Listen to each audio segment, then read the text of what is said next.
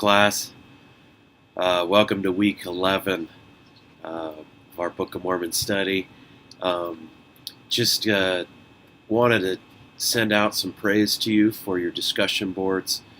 At this stage of the game, it can be really easy to, kind of do just enough to get by. And I know you've heard me kind of preach that message to try to avoid that, but it seems like maybe at least just the discussions that I was able to kind of observe and jump into, that there's just still effort being put forth, and there's still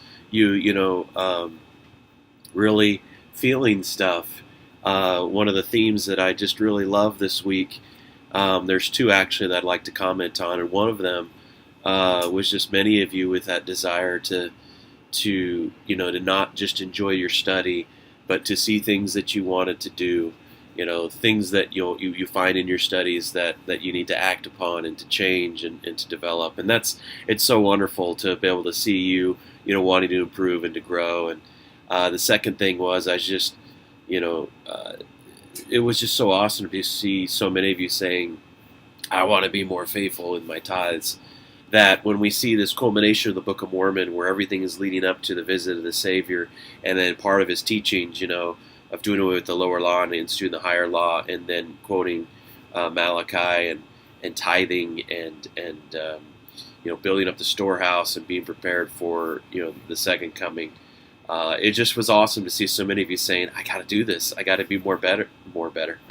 I've got to be better, more committed to pay my tithes. And I testify to you that as you become full tithe payers, you will qualify for greater blessings.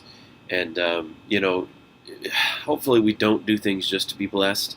Hopefully this desire to pay tithes is because you've been in the scriptures and you've been connected to the Lord, and you're like, I got to do this, right? Because if you think about it, with 10%, God can fill the earth with his church and kingdom, right? That we can have buildings and we can have temples, and we can do so much to bless his family and his children if we just give that little bit. So yeah, you'll receive blessings because that's what he's promised. You'll be able to qualify to be able to be in the temple, but his kingdom will grow, and he only needs that little bit. So let's give him the little bit. And then even if we give it, and maybe money still isn't adding up, and you're like, I still don't know how I'm going to be able to pay, what needs to be paid for my family. Well, then, if you put God first, then your prayers can have more faith.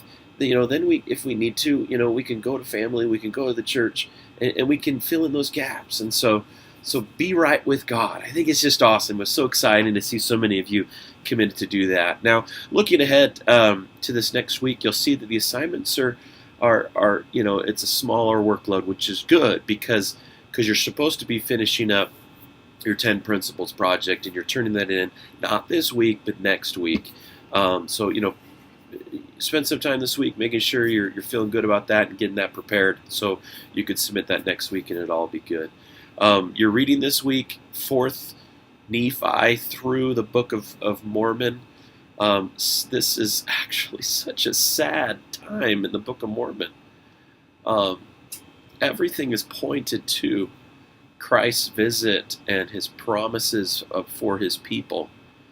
And then, you cover 400 years of perfection, where people love and work with one another. And then in such a short period of time where someone wants to be just a little bit better than someone else, creates divisions, and with those divisions, the clothing, the outward appearances, and then there's this huge gap, and then before you know it, you have Nephites and Lamanites, and then we're fighting, and then the Nephites are dead.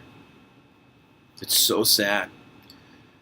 Mormon chapter 6 is, I believe, just some of the most heart-wrenching writings ever, where Mormon laments, O ye fair ones, that Christ had his hand out and would have accepted us if we would just come to him. So as you study this week, just search your soul. Is there anything that you're still holding on to that you should just let go of so that Christ can welcome you back and save you? What is it?